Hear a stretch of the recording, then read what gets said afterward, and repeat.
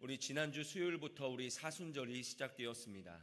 이 사순절은 바로 예수 그리스도처럼 우리가 이 세상보다는 하나님을 더 사랑하며, 그리고 이 세상의 가치보다는 하나님 나라의 삶을 사모하며 삶을 사는 그런 훈련 기간이 바로 사순절입니다. 그래서 저는 이 사순절을 맞이하여 팔복 시리즈를 함께 우리 성도님들과 함께 나누고자 합니다. 누가 이 땅에서 복 있는 사람일까요? 그리고 이 땅에 살아가면서 어떻게 하면 하나님의 복을 늘 누리며 살아갈 수 있을까요? 오늘은 그 첫 번째로 심령이 가난한 자에 대해서 함께 말씀을 나누겠습니다. 우리 성도님들은 행복하기를 원하십니까? 아니면 복받기를 원하십니까? 네, 둘 다 받기를 원하십니까? 다시 한번 여쭤보겠습니다. 행복하기를 원하십니까? 복받기를 원하십니까? 네, 둘 다 그러시는데 하나를 선택한다면 한번 어떤 거를 나는 원하는지 한번 생각해 보십시오. 어떻게 보면 같은 질문이라고 할 수 있지만 전혀 다른 질문입니다. 영어 성경을 보면 이 행복은요, happy라는 단어를 쓰고 있고요, 복받는다라고 하는 것은 blessed라는 단어를 번역하고 있습니다. 즉 행복이란, 복이란 전혀 다른 것이죠.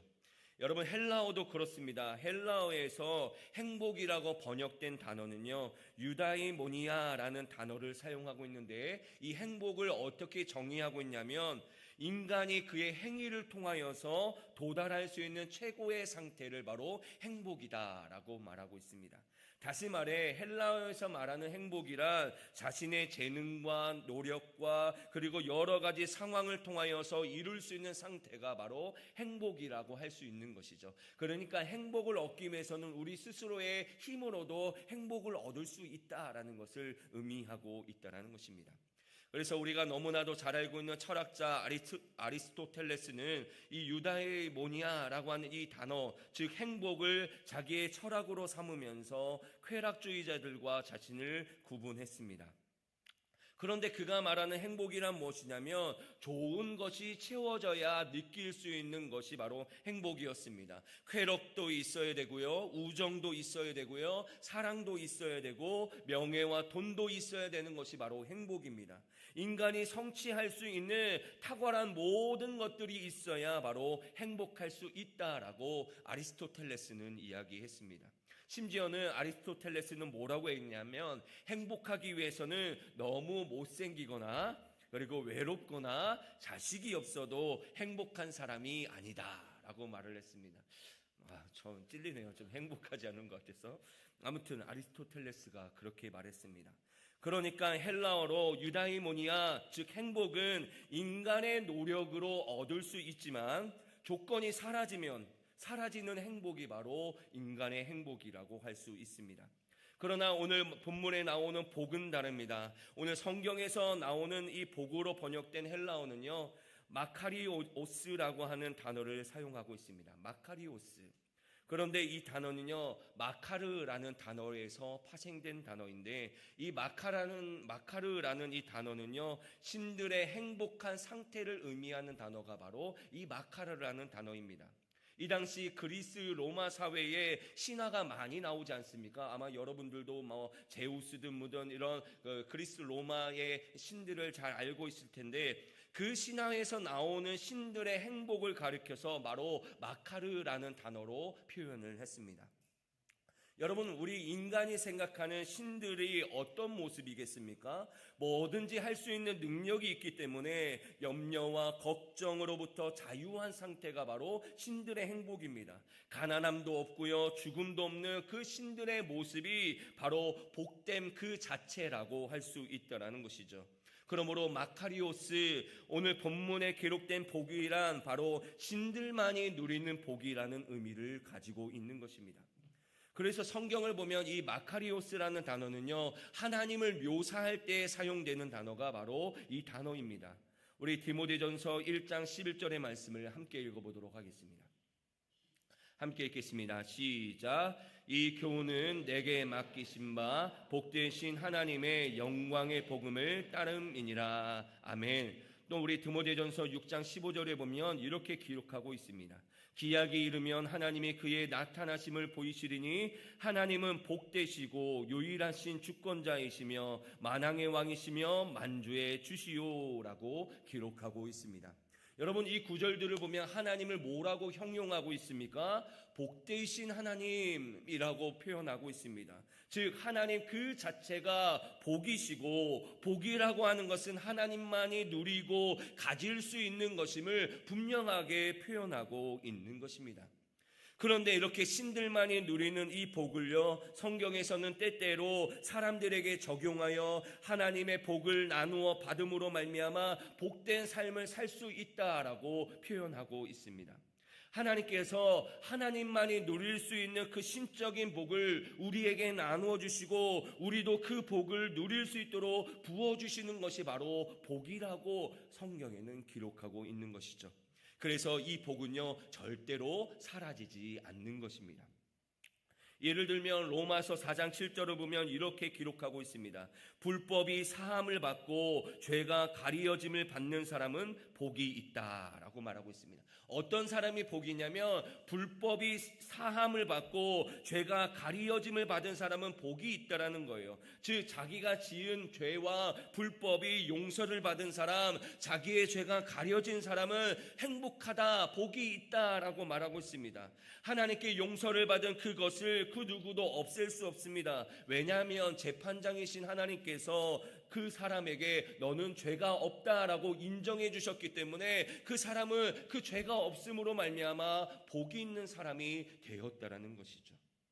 즉 사망의 죄에서 살아난 사람의 행복감이란 영원히 사라지지 않는 거예요. 그 누구도 빼앗을 수 없는 것입니다. 이해가 되십니까? 여러분, 우리가 죄인이었습니다. 우리가 많은 죄를 짓고 살았습니다. 그래서 결국에는 멸망받을 수밖에 없는 사람인데, 그런데 복되신 하나님께서 우리에게 복을 주시기를 어떤 복을 주셨냐면 내가 너에게 용서한다, 너의 죄를 없애주겠다라고 하나님이 인정해 주셨다라는 거예요. 그 누구도 그 죄를 우리가 죄지었다라고 해서 그것을 없애버릴 수 없어요. 너 잘못했잖아 라고 말할 수 없는 것은 재판장이신 하나님께서 우리의 죄를 용서해 주셨기 때문에 우리의 모든 복을, 우리의 그 복을 빼앗을 수 없다라는 의미를 가지고 있는 것입니다. 복이란 바로 그런 거예요. 그래서 행복과는 다르게 하나님께서 주시는 마카리오스는 소멸하지 않는 복입니다.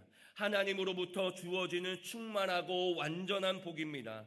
환경이 주는 것이 아닙니다. 어떠한 삶의 환경이나 조건들에 따라 바뀌어지는 감정이 아니라 거기에서 완전히 해방되는 기쁨과 충만함이 바로 하나님께서 우리에게 주시는 복이라는 거예요.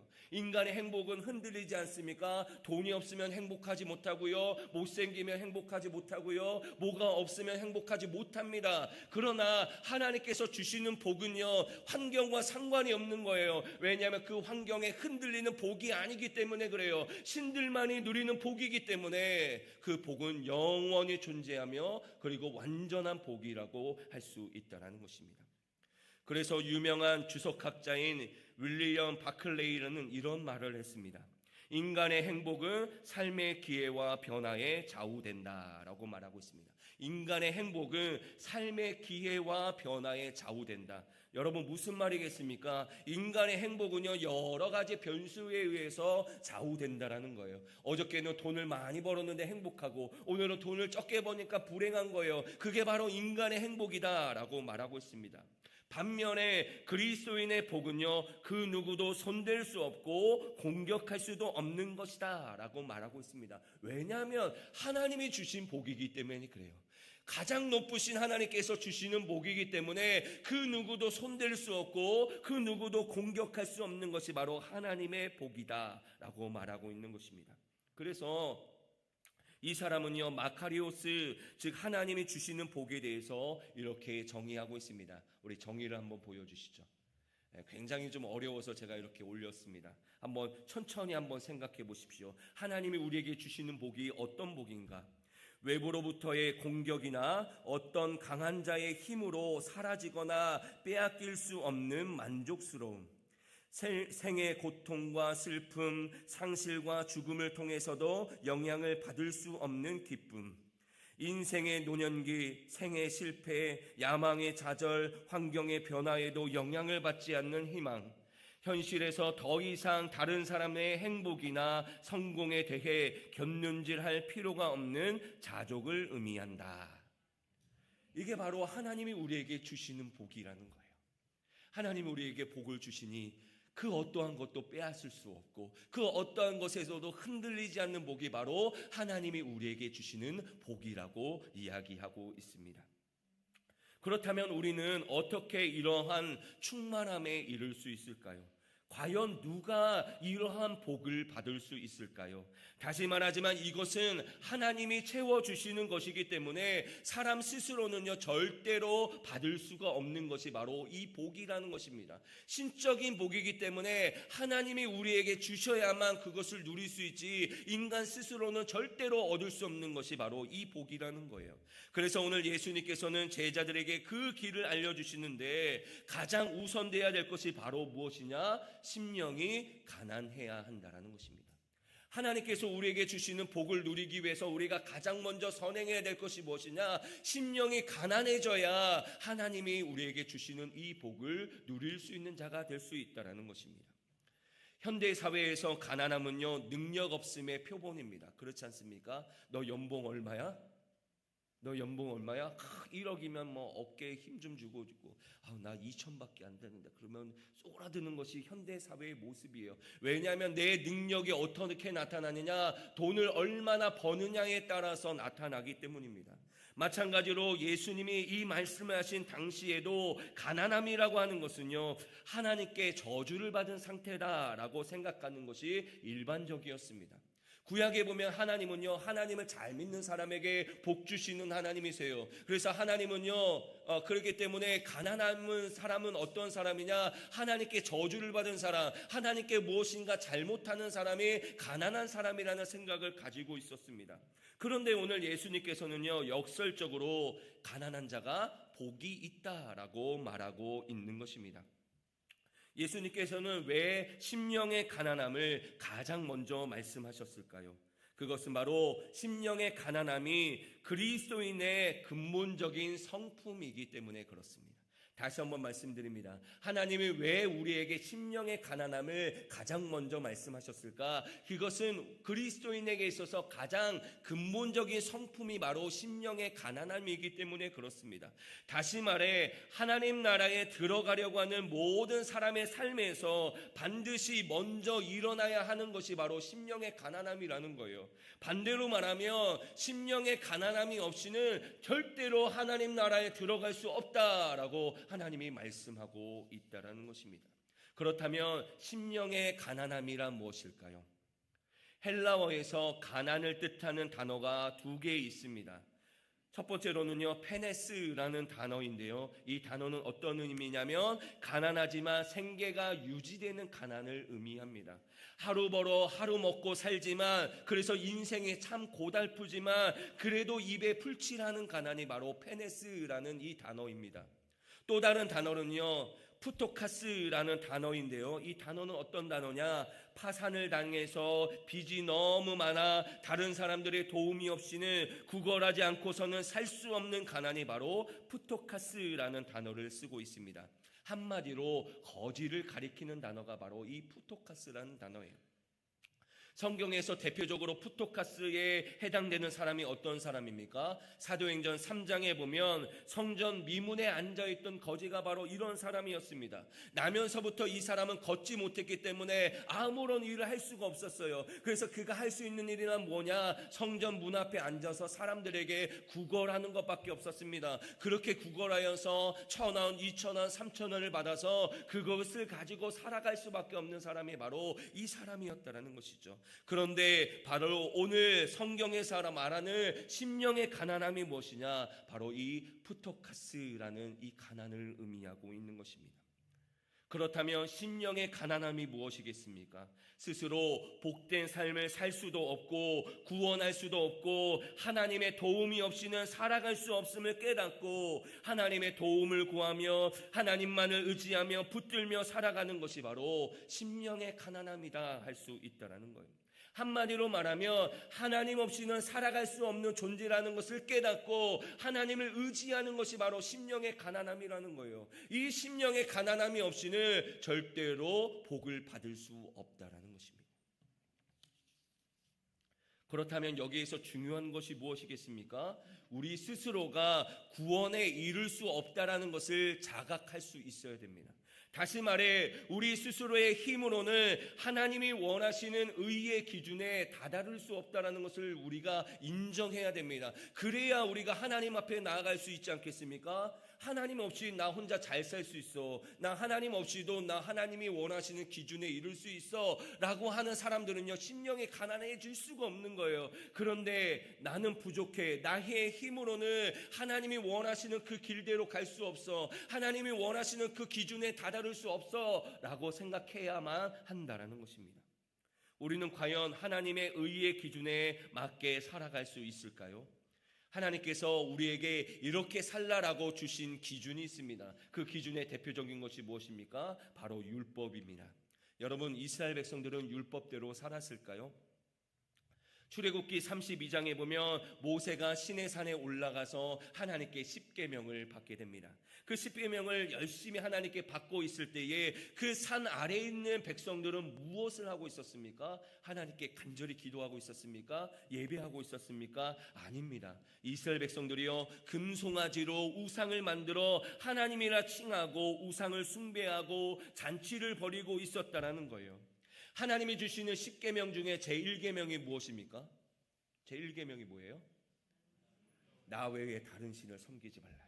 제2계명이 무엇입니까?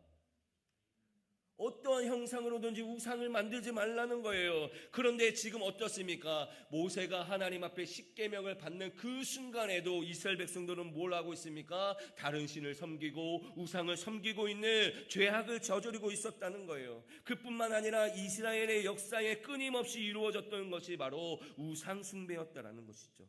이스라엘은요 단 한순간도 하나님이 주신 율법을 제대로 지키지 못했습니다. 오늘 본문이 포함된 산상수훈도 마찬가지입니다. 여러분 산상수훈 너무 잘 아시죠? 예수님께서 제자들에게 너희들 이렇게 살라라고 주신 것이 바로 산상수훈의 말씀입니다. 그런데 한번 묻겠습니다. 여러분들 그렇게 살아가실 수 있겠습니까?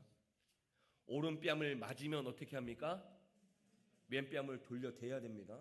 싸우면 안 돼요. 예수님의 말씀에 오른뺨을 맞거든 어떻게 하라고요? 왼뺨을 돌려대라고요. 그렇게 살아가실 수 있냐고요. 속옷을 달라면 어떻게 합니까? 겉옷까지 주라는 거예요. 속옷 달라고 하면 이 사람이 이게 무슨 소리야 그러는데 겉옷까지도 줘야 됩니다. 오리를 가자면 심리를 가져야 되는 거예요. 심지어는 예수님이 원수까지도 사랑하라고 말씀하고 있습니다. 또한 우리에게 무엇을 말합니까? 너희가 무엇을 입을지 무엇을 마실지 무엇을 입을지 뭐 하지 말라? 염려하지 말라라고 말씀하고 있는 거예요. 저는 이 말씀들을요 절대로 지킬 수가 없어요. 저는 누가 제 오른뺨을 떼면요 제 왼뺨을 돌려대는 게 아니라 남의 오른뺨을 때리고 말 거예요. 저는 그런 사람이에요. 저는 절대로 이 말씀을 지킬 수 없습니다. 우리 사랑하는 성도님들도 지킬 수 없잖아요. 그렇죠? 그렇다면 하나님은 왜 지키지도 못할 이런 율법과 산상수훈의 말씀을 우리에게 주신 걸까? 하나님은 왜 이것을 우리에게 지키라고 주셨으면서 왜 우리가 지키지 못할 것을 주셨을까? 그 이유에 대해서 로마서 3장 20절 말씀은 이렇게 말씀하고 있습니다. 우리 로마서 3장 20절입니다. 함께 읽겠습니다. 시작.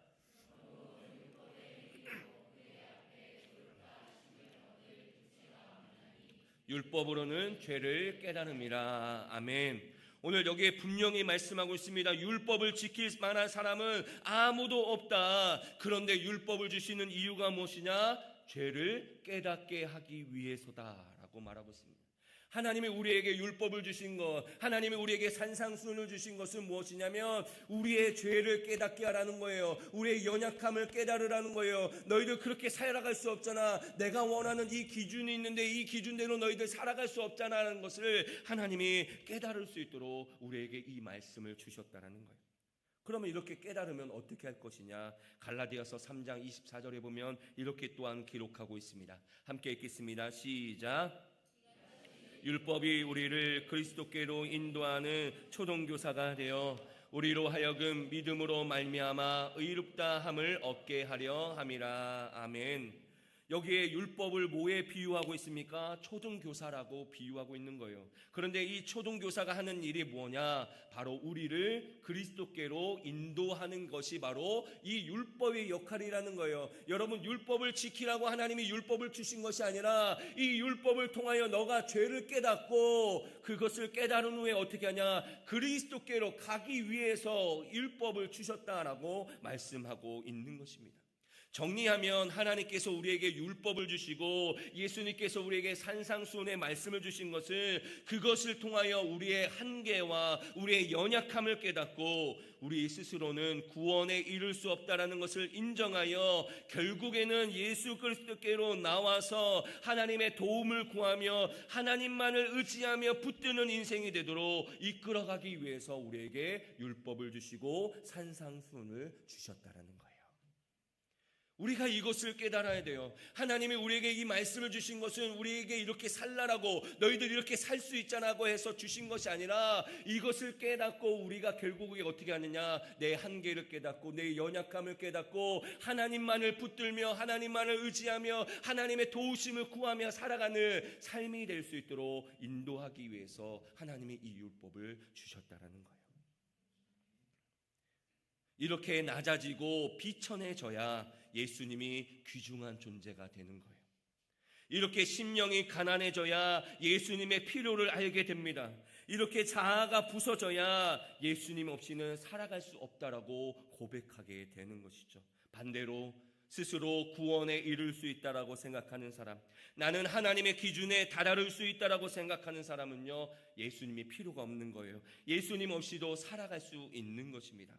다시 말해 자신이 얼마나 죄인이고 멸망받을 존재인가를 알기 전에는요, 하나님이 얼마나 영광스러운 분인지를 알지 못합니다. 자신의 가난을 보기 전에는요, 예수님의 부요함을 이해하지 못하고요, 자신의 처지를 보기 전에는 예수님의 사랑이 얼마나 큰지 이해할 수가 없는 거예요.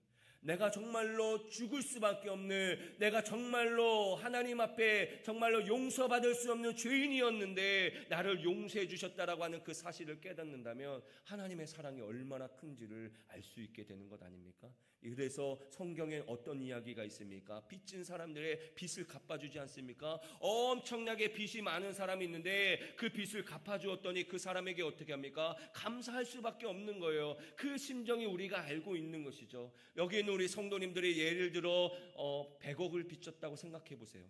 얼마나 매일매일 삶이 쪼다르겠습니까? 그 이자만 해도 얼마나 더하겠습니까? 그런데 누군가가 내 100억을 갚아준다고 한번 생각해 보십시오. 여러분, 평생토록 그 사람을 사랑하지 않겠습니까? 그 사람을 정말 위해서 살아가지 않겠습니까? 여러분, 그런데요, 100억보다 더한 우리의 죄가 예수 그리스도의 은혜로 말미암아 씻김을 받고 용서를 받았다는 거예요.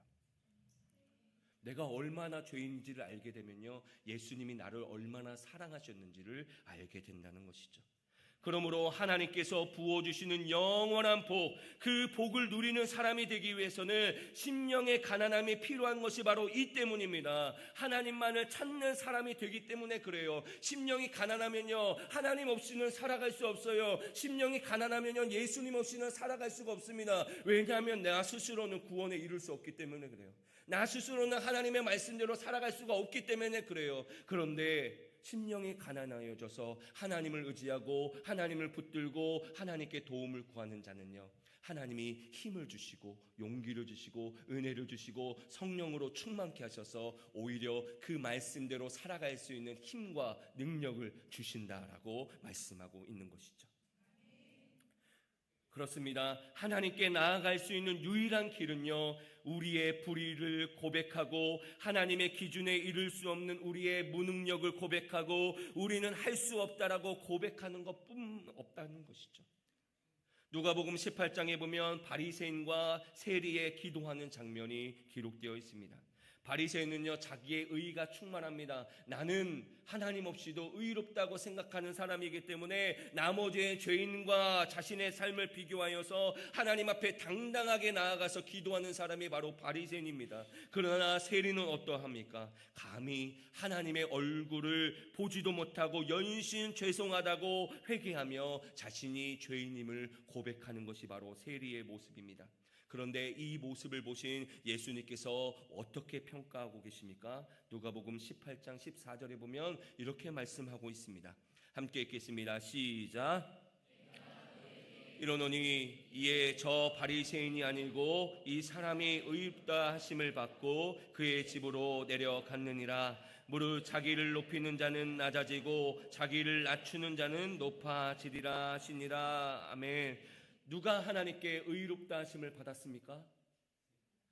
세리가 받은 거예요. 세리가. 나 의롭다고 여겼던 바리새인이 아니라 뭔가 사람들 앞에서 뻐기고 나는 정말 정의롭다고 생각하고 살아갔던 그런 바리새인이 아니라 오히려 하나님 앞에 하나님 저는 죄인입니다. 하나님을 볼 수 없는 죄인입니다. 하나님 저의 죄를 용서해 주십시오라고 하면서 하나님의 자비하심을 구할 수밖에 없는 이 세리에게 하나님은 의롭다 하시는 그런 놀라운 복을 허락해 주셨다는 것이죠. 그렇습니다. 하나님께서 끊임없이 우리에게 요구하시는 것은요 바로 심령의 가난함입니다. 그래서 시편 51편 17절에 보면 이렇게 말하고 있습니다. 하나님께서 구하시는 제사는 상한 심령이라. 하나님이여 상하고 통회하는 마음을 주께서 멸시하지 아니하시리이다. 아멘. 하나님이 구하시는 제사는요 상한 심령이래요.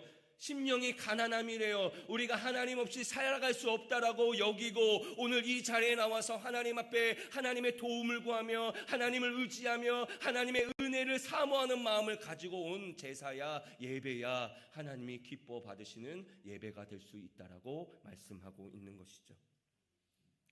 그러므로 구석에 쭈그리고 앉아 울면서 하나님의 자비를 구하는 영적 거지들, 그리고 영적으로 공허한 자들, 영적으로 파산한 자들은 복이 있습니다. 왜냐하면 그들만이 하나님의 은혜를 갈구하며 하나님께로 나아가며 하나님이 주신 신령한 복, 신들만이 누리는 영원한 복을 누리게 될 것이기 때문입니다.